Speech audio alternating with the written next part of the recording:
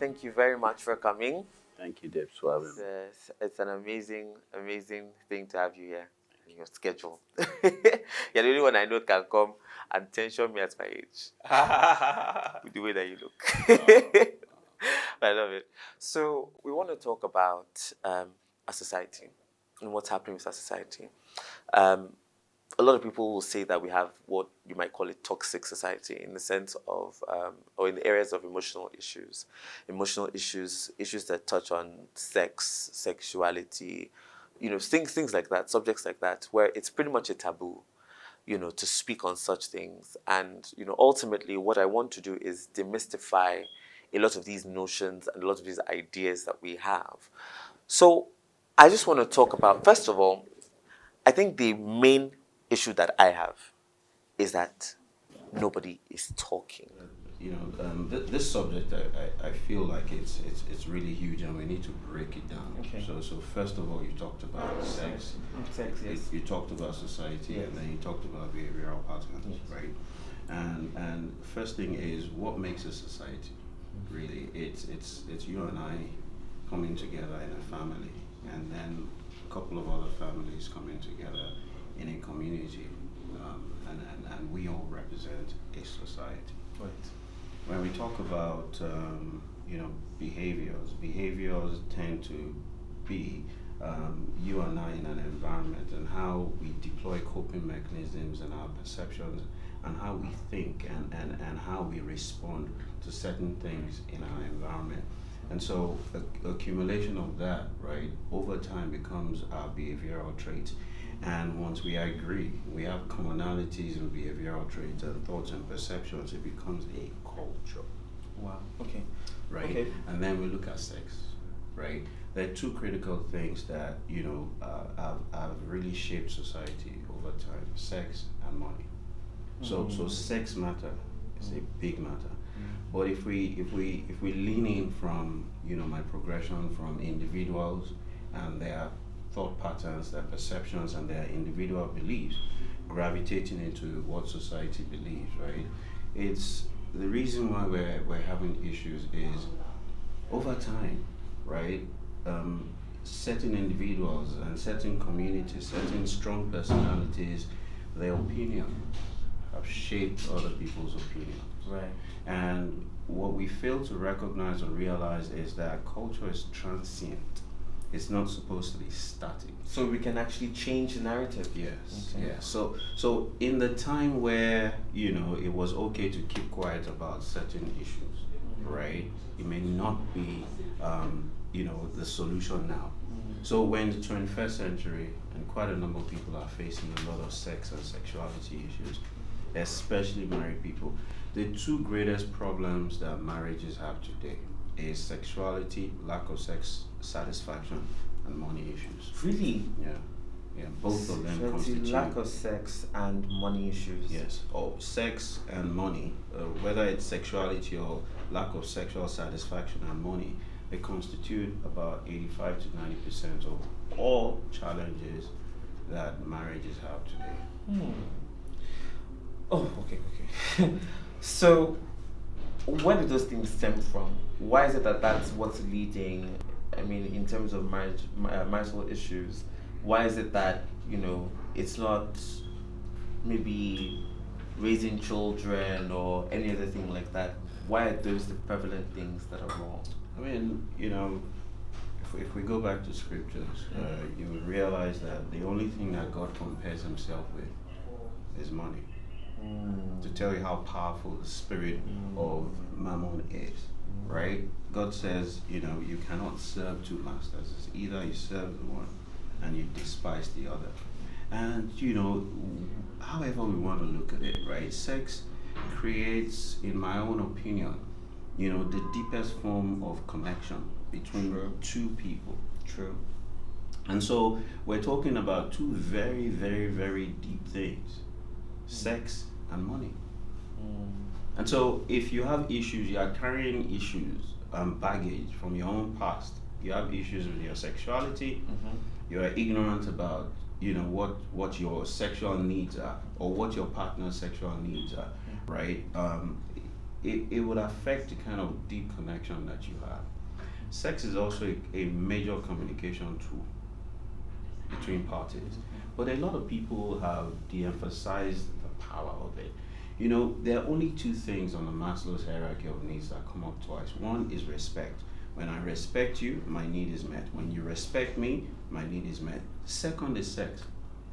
They're the only two needs that come up twice on the Maslow's hierarchy of needs. So it is critical. It's very critical. Very, very critical. It gives you a sense of acceptance, it gives you a sense of connection, it gives you a sense of confidence. And one of the critical, things that help you boost your what we call your happy hormones, help you, boost your dopamine, oxytocin, serotonin, and endorphins. The four happy hormones that put you in a zen state, that keep you motivated, that keep you connected, that keep you in a state where, you want to be relational. You want to care for someone, you want to go out of your way to help someone. They help you balance your biochemicals and put you in a good place, right? You need, a good amount of sexual satisfaction To get you. Okay. It's one of the critical things that you need to boost your dose of dopamine, oxytocin, serotonin, Does and that endorphins. does that differ between adults and like obviously when you're a teenager, do you have those all these you talked about serotonin, endorphins, Yeah. things like that. As a teenager, you have that, but I don't know that we would advise them to have sex. So what do you do? How do you replace? All right. I mean, there's over 50 things that you can do. So that's just one. Yes, so there's over 50 things that you can do to boost your dopamine, oxytocin, serotonin, and endorphins. Exercise is another, meditation is another, massage is another, eating foods that are rich in tyrosine is another. So there are several things that you can do. And it's not just about the wham bam sex. It's about sex with intimacy. So what do you do after sex? Do you hold? Do you spoon? Do you cuddle? Do you gist? What kind of connection do you have after sex? Or is it just the act itself? And is it a selfless act for you? Okay. Or is it just about satisfying yourself? So there are many dynamics to it. Coach, I want to speak to family structure. Yes. I want to take us back to family for a bit. And to get a little specific, I'll use myself as an example, as a case study.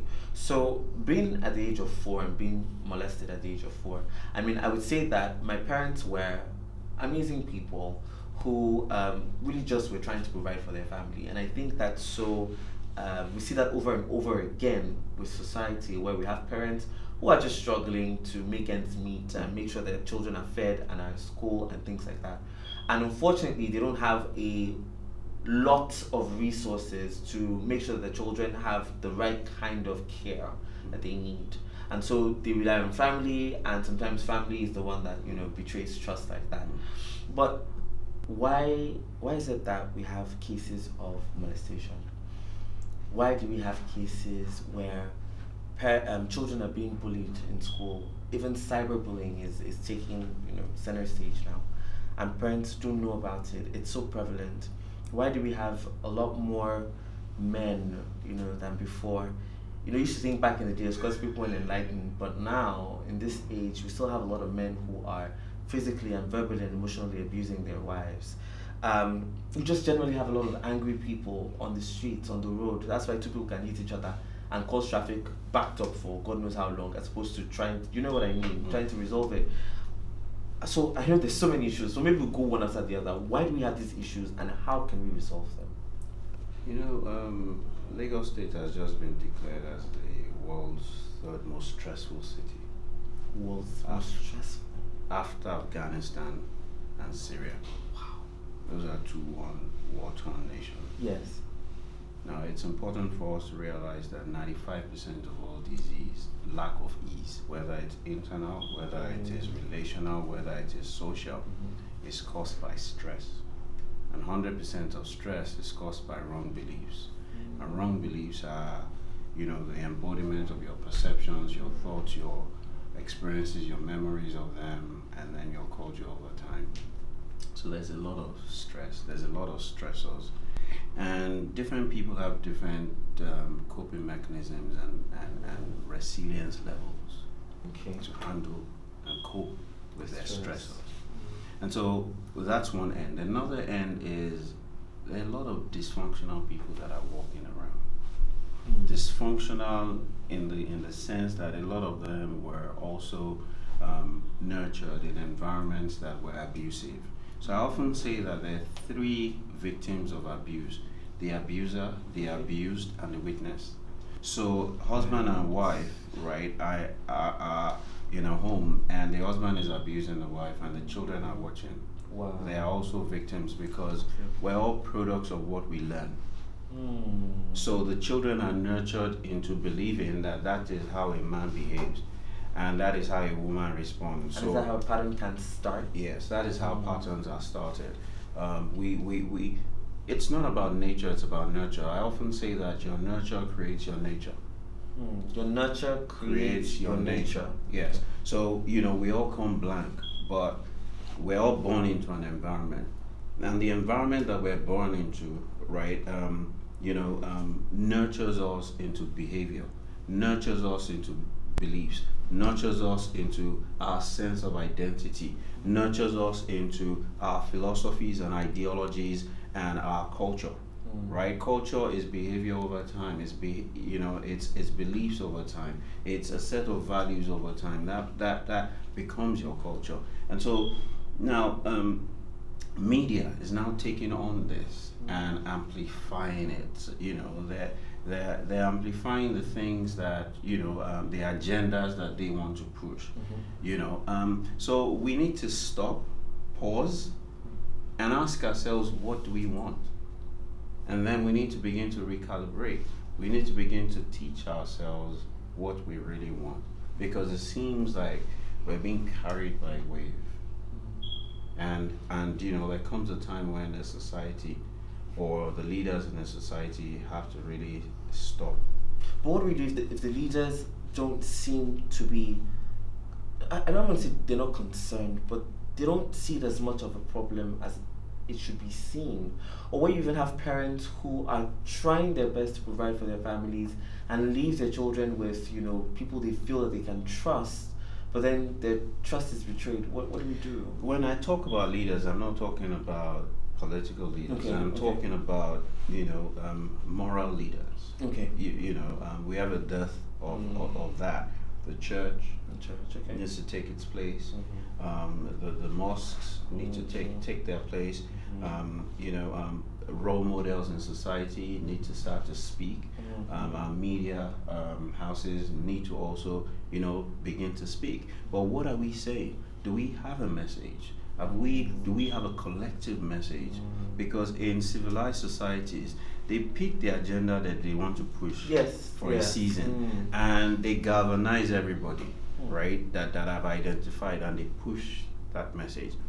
And because the world has become a global village, right? Their message is filtering into our own ecosystem. And then somehow becomes our message. Yes, it's not somehow. It definitely becomes our message. How did we start sagging? True. Look, what you behold, you become. What you behold, you become. Yes, and so we're watching TV. It's cross-cultural. We're watching a lot of TV. We're listening to a lot of music, and those guys are the role models that our children want to live up to be like. And the young, impressionable ones also are beginning to morph into those kind of behaviors, and they're beginning to imbibe those kind of cultures. And so there comes a time when the leaders in society, the leaders in the churches, and the moral leaders, and especially parents, need to ask themselves one big question: why are we here? Right? Why are you a parent? And what are your priorities? And if we ask a lot of parents, why are you really working hard and making money? At the end of the day, really, it's for them. It's for them to look good. It's for them to earn the money, to use their children to compete. So the fact that, my children are going to this best school, they are wearing these clothes, they're traveling every summer, really is not about the children. It's really It's about about the them. parents who are competing against other parents, but they're using their children as the pawns of competition. So we need to sit down and ask ourselves, really and truly, what is parenting all about? Now, there is no playbook.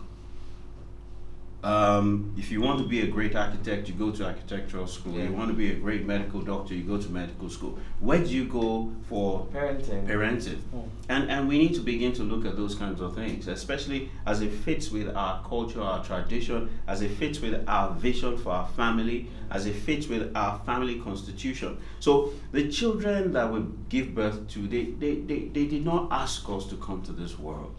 We decided that it was time for us to have these children. How about us also deciding that they are our priority, right? You don't need to give them all the time in the world, but you need to give them a lot of committed time, a lot of quality time.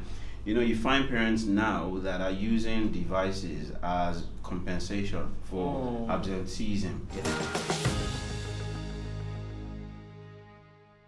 So you find that a lot of parents are overcompensating by providing that new iPhone, that iPad, that tablet. Young children with like devices. Yeah, but you see, we're isolating these children from one another. We need relationships. We need physical contact for us to not be fully nurtured and for us to develop. And so you find out that the children of these days are not able to, they don't have enough resilience. It's because they were not built that way. We used to roll tire, we used to play on the streets, but today, children, you can't even go to your neighbor's house. You don't even know your neighbor. You don't even want your children to go into your compound to play. I'll be honest, I don't even know my neighbor. Yeah. So how can they be relational? How can they be nurtured into building the resilience that they need to be able to survive with the stress in society? So there's a lot that's gone wrong, and it's very, very important that we pause and we reboot and we start all over again. Start asking the fundamental questions. Yes. What are we doing here? Why are we here? So before we even get to, I want to talk about the church. Before we get to that, I want to just talk about one more thing about family. So I want to create a parallel between, two people, myself and a friend of mine. So a friend of mine was when we were in from time about just 3, a lady. She had boyfriends consistently. What we realized was that every single boyfriend she had, when her parents would come for visiting, especially her mom, they would actually come over and say hi to her mom and eat with them. And we thought, this is crazy because, you don't even say that you have a boyfriend, let alone have your boyfriend come over. But the funny thing was that apparently her mom was helping to guide these relationships and helping to steer her as well. And she was the first one of all of us in the pack that got married. We both went to school in America. She found a husband, or he found her, got married, and they have a child now, because her parents were a bit involved in the process. With me, being molested when I was 4, and I had fantastic parents, but when I was 4, molested, getting sexually active at 14, being same-sex attracted at some point, I just felt like perhaps things might have been different if my parents were a bit more relational in, talking to me about some of these things, because I was always effeminate, so that was at least a place I think the conversation could have started from. However, my question now is, people talk about parents being friends and parents being sort of like culturally, you have to be a parent as opposed to being a friend because they'll take you for granted. Where do we find the balance? Because I can tell that for my friend, I think her parents were more friends to her, but for me, yes, there was some level of friendship, but I think it was more strict, Nigerian culture parenting. Where do we find the balance? I mean, first of all, we've got to establish a parenting rule.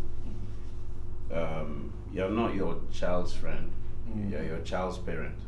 Okay. But friendship is a tool that parents should use. Okay. So you need to make that difference, right? You are not your child's friend.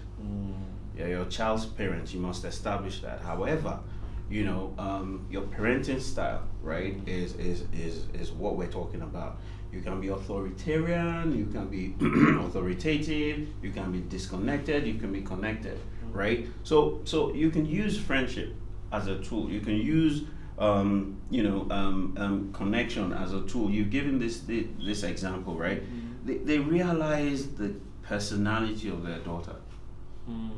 And parenting is about individual parenting. You've got to be able to study each child and ask yourself, what does each child need?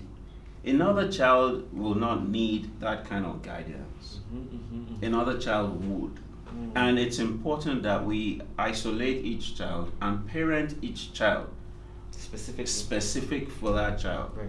depending on how that child thinks and makes decisions, depending on how that child sees the world and relates, depending on what that child's stressors are, depending on what that child's purpose, vision, natural gifts and talents are, depending on what that child's natural tendencies, friends, relationships are, right? You need to take all of that into consideration as you parent that child.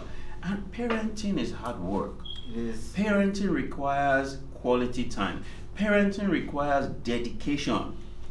Because look, no matter how much money you invariably make, if your child is lost, that money and that time that you've committed is finished. We've heard stories of people that have made so much money, handed it over to their children, and boom, in 1 year, all the money is gone. So what was all of that sacrifice for? When we say that we're doing all of this for the child, right? If you do not build a child's character, it's impossible for that child to sustain your wealth and transfer your wealth. Because you know what? Anybody can be rich.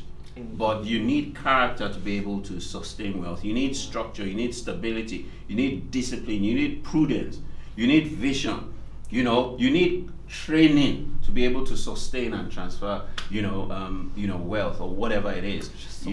So a lot of parents have failed. A lot of parents are failing simply because they're selfish, they're self-centered, and everything that they're doing is really simply for themselves. So if you check yourself, right, ask yourself, this thing that I'm saying I'm doing for this child, why am I really doing it? Very important question to ask. Finally, let's just talk about the church. So the role of the church. What is the role of the church? GLA did, and you've done a bit of this with Mind the Gap. Fantastic stuff. Where we actually talk about these issues, because I believe that the church has a very important role in shaping, like you said, the society and the culture. But we find more and more that churches just abstain and, sex is the same, everybody's partake of it, you're going to hell kind of situation. What kind of conversation should we be having at church? How does the church need to step into these sorts of situations? Well, we can talk about this for days. Yeah. But just trying to summarize it, right? The church is supposed to be the moral compass of society. The church is supposed to be the example. The church is supposed to, show exemplary leadership. And the church is supposed to be, where, we come collectively to learn, what is right, what is wrong. The church is where we're supposed to come and be empowered with the moral characteristics to go back into society and infiltrate society with our ideologies, our ideas. The church is supposed to, be the ones that are Christ-like, right, and go out there and live it. It's really not about even verbal evangelism. It's about living it. Because many people will never come to church, but many people will interact with you. So what is the message that you're constantly giving? What is the essence of your life? Person to person, right? Person to person. So one to one and one to many. So, but we find that church is bringing people in and keeping them in for its own benefits, financial, power, popularity, and building numbers. So people go to church Monday, Tuesday, Wednesday, Thursday, Friday, Saturday, stay in church, right? They learn what they're supposed to learn, but they're imploding in church. People are supposed to be sent out into the world. So, the church is a place where the evangelist, the teacher, the pastor, and all the fivefold ministries, equip the saints for the work of the ministry. So go out and make disciples. Yes, of men. Now, and how do you make disciples of men? Is the way that the disciples did it. The disciples lived like Christ lived. Exemplary lives. Yes, they lived and did what Christ did. They even did greater things than Christ did. And then they were trying to describe these guys. And they were asking, who are these guys? We don't know these guys. Or who are they? And some people began to say, these are the guys that were with that guy. These are the guys that come from GLA. These are the guys that come from House on the Rock. These are the guys that come from Covenant Christian, right? And these guys are living the life. These guys are producing the results and the outcomes that that guy called Jesus Christ produced. So they should be called Christians. So Christianity is not a religion. Christianity is a lifestyle. It's an expression of the essence of Christ. And so we need to ask ourselves, do I diffuse the fragrance of Christ? Wow, I love that. Because that is exactly what Christianity is, and that's what we need to do. Jesus came to show us the way. Now he says, I am the way, the truth, and the life. So, he came to show us the way.